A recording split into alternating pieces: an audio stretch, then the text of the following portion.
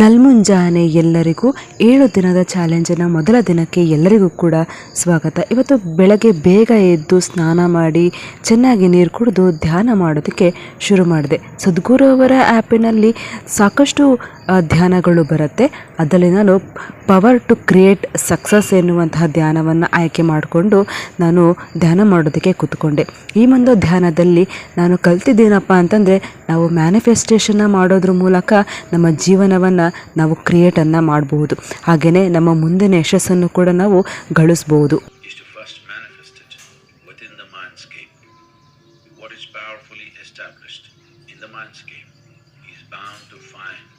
Manifestation in actuality. Chit Shakti meditations are tools to create what you desire in the mindscape.